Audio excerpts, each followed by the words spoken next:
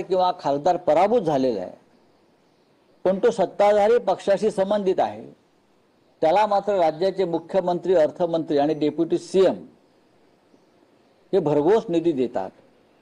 हा निवडून आलेल्या लोकप्रतिनिधींचा आणि लोकशाहीचा घोर अपमान आहे। तुम्ही ज्या आमदारांचं नाव घेतलं ते छाती पुढे काढून सांगतात की मी आमदार नसलो तरी मला 20 कोटीचा निधी मिळतो, पण तिथे निवडून आलेले आमदार जे आहेत त्यांच्या भागामध्ये प्रचंड कामं रखडलेली आहेत, पुनर्विकासाची कामं आहेत, दिवाबत्ती रस्त्याची कामं आहेत। त्या निवडून आलेल्या आमदारांना यासाठी निधी दिला जात नाही कारण त्यांनी सरकार पक्षाच्या आमदारांचा पराभव केला। हे जे निधीचं असमान वाटप किंवा बेकायदेशीर वाटप आहे ही या राज्यातली चिंतेची गोष्ट आहे। जे नगरसेवक मिंदे गटात गेले किंवा भाजपात गेले ते आज नगरसेवक नसतानाही त्यांना बैठकीत बोलून निधी वाटप केलं जातं कारण निवडणुका जिंकण्यासाठी। पण जे नगरसेवक त्याच बॅचचे निवडून आलेले आहेत आणि जे आमच्या बरोबर आहेत त्यांना 1 रुपया निधी दिला जात नाही। निधी हवा असेल तर पक्षांतर करा, निधी हवा असेल तर आमच्या पक्षात या, आमच्या गटात या असं सांगणं हे कितपत योग्य आहे?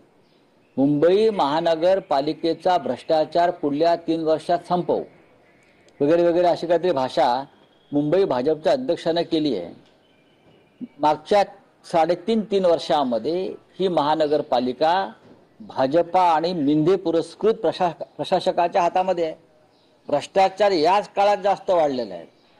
मुंबई महानगरपालिकेचे भूखंड मुख्यमंत्र्यांच्या बिल्डराला जुहूपासून, जुहू त्या सफाई कामगारांचा जो भूखंड आहे तो कोणत्या बिल्डरला दिला मुख्यमंत्र्यांनी, याच्यावरती मुंबई भाजपच्या अध्यक्षांनी बोलावं।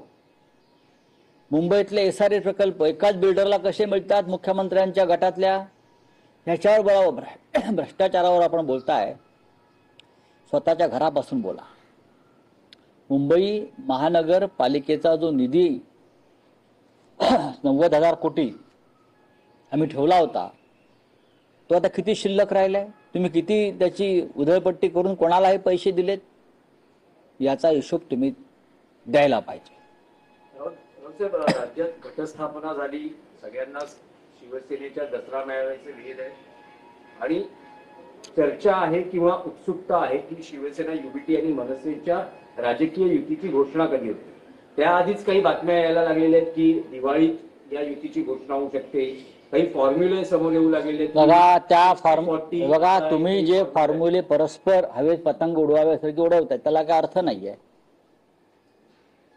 माननीय उद्धव ठाकरे आणि माननीय राज ठाकरे, मी वारंवार सांगतोय, या 2 नेत्यांमधला जो संवाद आहे राजकीय उत्तम प्रकारे सुरू आहे।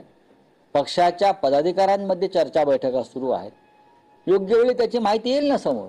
पतंग कशा करता उडवताय आणि अफवा कशा करता उडवताय। मुंबई महानगरपालिकेवरती मराठी माणसाचा भगवा झेंडा फडकेल हे लक्षात घ्या आणि ठाकरे ब्रँड काय आहे हे मराठी माणूसच दाखवेल। नाही पण जागा वाटपाच्या सूत्रावर काही चर्चा होते का? होईल ना, झाली असेल तर इथे कशाला सांगू। जागा वाटपाच्या सूत्रावर जर चर्चा झाली असेल किंवा होत असेल तर ते सांगण्याची ही जागा हे व्यासपीठ नाही ना। सगळं प्रक्रिया पूर्ण झाल्यावर सांगायची प्रथा आणि परंपरा असते। पण त्यामध्ये शरद पवारांचा पक्ष असेल का पाहू ना, तुम्हाला कळेल, आम्ही तुम्हाला सांगू। प्रत्येक प्रश्नाचं उत्तर बरं का हे द्यायलाच पाहिजे असं नाही। बरं, हिंदी में कुछ चाहिए तो बीजेपी और आरएसएस में अध्यक्ष पद को लेकर चालू है। कौन बोला ऐसा? क्योंकि सर आरएसएस को अध्यक्ष पद चाहिए और बीजेपी ऐसा नहीं है, ऐसा नहीं है। भारतीय जनता पार्टी के राष्ट्रीय अध्यक्ष का चुनाव अब तक हो नहीं सका है।